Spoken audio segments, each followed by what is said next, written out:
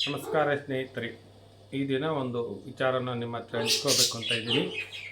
ಇದು ಆರೋಗ್ಯವೇ ಭಾಗ್ಯ.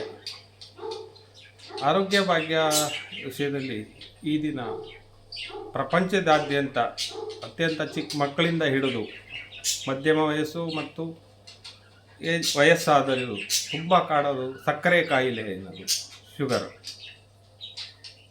ಅದು ಒಂದು ಸಲ ಬಂದರೆ ಮಾತ್ರೆ ತಗೋಬೇಕಾಗತ್ತೆ. ಮಾತ್ರೆ ತಗೊಂಡ್ರೆ ಕಿಡ್ನಿಗೆ, ಮೆದುಳಿಗೆ ಎಲ್ಲ ಹಾಳದು.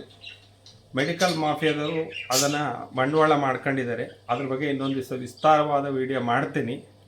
ಅದು ಹೇಗೆ ಮಾಡ್ತಾರೆ, ಏನು ಮಾಡ್ತಾರೆ ಅಂತ. ಇದಕ್ಕೊಂದು ಸಣ್ಣ ಉದಾಹರಣೆ ಹೇಳ್ತೀನಿ. ಶಾಂಪೂ ಕಂಪನಿಯರಿಗೂ ಹೇರ್ ಪ್ಲ್ಯಾಂಟ್ ಅಂತ ಇದೆ, ತಲೆಗೆ ಕೂದಲು ನಡ್ಸೋದು.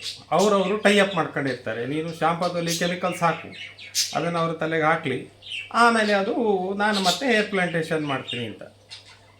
ಶಾಂಪೂ ಕಂಪನಿಯವರಿಗೆ ಫಂಡ್ ಕೊಡೋದೆಲ್ಲ ಹೇರ್ ಪ್ಲಾಂಟೇಷನ್ ಅವರು, ಅಂದರೆ ತಲೆಗೆ ಕೂದಲು ಬರೋಕ್ಕೆ ಮಾಡ್ತಾರಲ್ಲ ಅವರು. ಇದೆಲ್ಲ ದೊಡ್ಡ ಮೆಡಿಕಲ್ ಮಾಫಿಯಾ ಸ್ನೇಹಿತರೆ. ಹಾಗೆ ಸಕ್ಕರೆ ಕಾಯಿಲೆ ನನಗೆ ಒಂದು 8 ವರ್ಷದ ಹಿಂದೆ ಬಂದಿತ್ತು. ಬಂದಾಗ ನಾನು ಯಾವ ಡಾಕ್ಟರ್ ಹತ್ರ ಹೋಗಲಿಲ್ಲ. ಸೀದಾ ನನಗೆ ಅಂದರೆ ಖಾಲಿ ಹೊಟ್ಟೆ ಇದ್ದಾಗ ಕಣ್ಣು ಕತ್ತಲೆ ಬರೋದು, ಮಂಜಾಗೋದು ಗೊತ್ತಾಯಿತು ನನಗೆ. ಇದು ನನಗೆ ಸಕ್ಕರೆ ಕಾಯಿಲೆ ಬಂದಿದೆ ಅಂತ ಗೊತ್ತಾಯಿತು. ಸೀದಾ ಲ್ಯಾಬಿಗೆ ಹೋದೆ. ಬೆಳಿಗ್ಗೆ ಖಾಲಿ ಹೊಟ್ಟೆಯಲ್ಲಿ ತಿಂಡಿ ಆದಮೇಲೆ 2 ಗಂಟೆ ನಂತರ ಟೆಸ್ಟ್ ಮಾಡಿಸಿದೆ. ಮತ್ತು HbA1c ಅಂತ ಇದೆ ಇದರಲ್ಲಿ. ಅದು 3 ತಿಂಗಳು ರ್ಯಾಂಡಮ್ ಚೆಕ್ ಅಂತ ಬರುತ್ತೆ. 3 ತಿಂಗಳಲ್ಲಿ ನಮ್ಮದು ಬ್ಲಡ್ಡಲ್ಲಿ ಎಷ್ಟು ಸಕ್ಕರೆ ಓಡಾಡಿದೆ ಅನ್ನೋದು ಬರುತ್ತೆ. ಈಗ ನಾವೊಂದು ಫಂಕ್ಷನಿಗೆ ಹೋಗಿರ್ತೀವಿ, ಹಿಂದಿನ ದಿವಸ ಜಾಸ್ತಿ ಸ್ವೀಟ್ ತಿಂದಿರ್ತೀವಿ ಅಂತ ಇಟ್ಕೊಳ್ಳೋಣ. ಮಾರನೇ ದಿವಸ ಆಟೋಮೆಟಿಕ್ ಸ್ವಲ್ಪ ಸಕ್ಕರೆ ಜಾಸ್ತಿ ಇರುತ್ತೆ. ಅದು ಅವತ್ತು ಚೆಕ್ ಮಾಡೋದಕ್ಕಿಂತ HbA1cಯಲ್ಲಿ 3 ತಿಂಗಳ ರ್ಯಾಂಡಮ್ ಬರುತ್ತೆ. ಸೊ ಅದನ್ನು ಮಾಡಿಸಿದೆ. ಏನಾದರೂ ಮಾಡಬೇಕಲ್ಲ ಅಂಥೇಳಿ ಒಂದು 50 ದಿನ ನಿರಂತರವಾಗಿ ಪಥ್ಯ ಮಾಡೋದ್ರಿಂದ ಅದು ವಾಪಸ್ ಹೋಯ್ತು ಅಂತ ಗೊತ್ತಾಯಿತು. ಮತ್ತು ಅದರ ರಿಪೋರ್ಟು ಮಾಡಿಸಿಟ್ಕೊಂಡೆ, ಸಕ್ಕರೆ ಇಲ್ಲ ಅನ್ನೋದು. ಈಗ ರೀಸೆಂಟಲ್ಲಿ ಜುಲೈಯಲ್ಲಿ ಬಂದಿತ್ತು, ಮತ್ತೆ ಪುನಃ ಜುಲೈಯಲ್ಲಿ ಬಂದಾಗ ಗೊತ್ತಾಯಿತು ನನಗೆ ಮತ್ತೆ ಶುಗರ್ ಬಂತು ಅಂತ. ಅವಾಗ ಏನು ಮಾಡಿದೆ, ಮತ್ತೆ ಅದೇ ಲ್ಯಾಬಿಗೆ ಹೋದೆ, ಅದೇ ಚೆಕ್ ಮಾಡಿಸಿದೆ. ಮತ್ತೆ ಒಂದು 50 ದಿನ ಕಂಟಿನ್ಯೂಸ್ ಆಗಿ ಅದನ್ನು ಪಥ್ಯ ಮಾಡಿದೆ. ಮತ್ತೆ ವಾಪಸ್ ಹೋಗಿದ್ದ ರಿಪೋರ್ಟು ನನ್ನ ಹತ್ರ ಇದೆ. ಇದೆಲ್ಲ ಮೆಡಿಕಲ್ ದಾಖಲೆಗಳು. ಅದು ಈಗ ಮತ್ತೆ ಇನ್ನೂ ಎಷ್ಟು ವರ್ಷಕ್ಕೆ ಮತ್ತೆ ಬರ್ಬೋದು, ಇಲ್ಲ ಅಂತ ಹೇಳಕ್ಕೆ ಬರಲ್ಲ. ಸೊ ಇದು ಹೇಗೆ ಅಂದರೆ, ಆ ಪಥ್ಯವನ್ನು ನಾವು ಏನಾದ್ರು ಸಕ್ಕರೆ ಕಾಯಿಲೆ ಬಂದಿದೆ ಅಂತ ಗೊತ್ತಾದ ತಕ್ಷಣ ಮಾತ್ರೆ ತಗೊಳ್ಳೋದು ಮಾಡಬೇಕಾಗತ್ತೆ, ಸ್ವಲ್ಪ ಜಾಸ್ತಿ ಇದ್ದರೆ. ಇಲ್ಲಾಂದರೆ ಪಥ್ಯ ಮಾಡಿದರೆ, ಆಹಾರದಲ್ಲಿ ಭಾಳ ಕಠಿಣ ಪಥ್ಯ ಮಾಡಿದರೆ ಮತ್ತು ವಾಕಿಂಗು, ನಿರಂತರ ವ್ಯಾಯಾಮ ಮಾಡಿದರೆ ಅದು ಖಂಡಿತ ವಾಪಸ್ ಹೋಗುತ್ತೆ ಸ್ನೇಹಿತರೆ. ಮಾತ್ರೆ ತಿನ್ನೋದಕ್ಕಿಂತ ತುಂಬ ಒಳ್ಳೆಯದು. ಮತ್ತು ಇನ್ನೊಂದು ವಿಚಾರದ ಬಗ್ಗೆ ಮಾತಾಡಬೇಕು ಅಂತ ಇದ್ದೀನಿ. ಅದು ಸುಪ್ತ ಮನಸ್ಸು, conscious mind and subconscious mind ಅಂತ. ಅದು ಇದಕ್ಕೆ ರಿಲೇಟೆಡ್ ಆಗುತ್ತೆ. ಕಾನ್ಷಿಯಸ್ ಮೈಂಡ್ ಅಂತೇಳಿ ನಾವು ಮಾಮೂಲಿ ನಮ್ಮದು ಏನಿದೆ ಹೊರ ಜಗತ್ತು. ಸಬ್ಕಾನ್ಷಿಯಸ್ ಮೈಂಡ್ ಸುಪ್ತ ಜಾಗೃತಿ ಮನಸ್ಸು ಅಂತ ಹೇಳ್ತಾರೆ ಅದನ್ನು.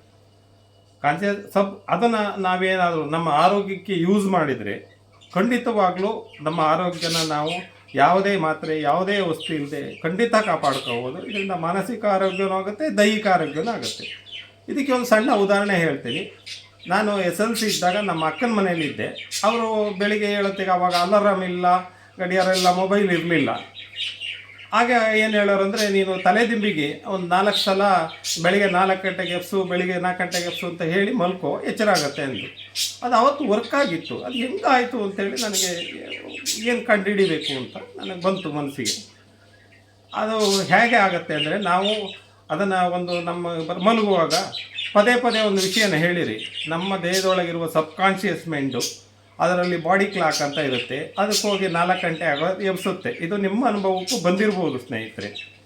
ಅದೇ ಬಾಡಿ ಕ್ಲಾಕನ್ನು ಯೂಸ್ ಮಾಡಿದರೆ, ನನಗೆ ಸಕ್ಕರೆ ಕಾಯಿಲೆ ಬಂದಿದೆ, ಅದನ್ನು ನೀನು ನೋಡ್ಕೊ ಅಂತ ಹೇಳಿದರೆ ಪದೇ ಒಂದು 5-6 ಸಲ ಹೇಳಿ ಮಲ್ಕೊಂಡ್ರೆ ಅದು ಕೆಲಸ ಮಾಡುತ್ತೆ. ಯಾವುದೇ ಸಕ್ಕರೆ ಕಾಯಿಲೆ ಅಂತಲ್ಲ, ಯಾವುದಕ್ಕೂ ನಮ್ಮ ಸುತ್ತ ಮನಸ್ಸನ್ನು ನಾವು ಬಳಸಿದರೆ, ಯಾವುದೇ ಮೆಡಿಷನ್ನು, ಯಾವುದೇ ಇದಿಲ್ಲದೆ ನಾವು ಆರೋಗ್ಯವಾಗಿರ್ಬೋದು ಅಂತ ಹೇಳೋಕ್ಕೆ ಇಷ್ಟಪಡ್ತಾ ಇದ್ದೀನಿ ಸ್ನೇಹಿತರೆ.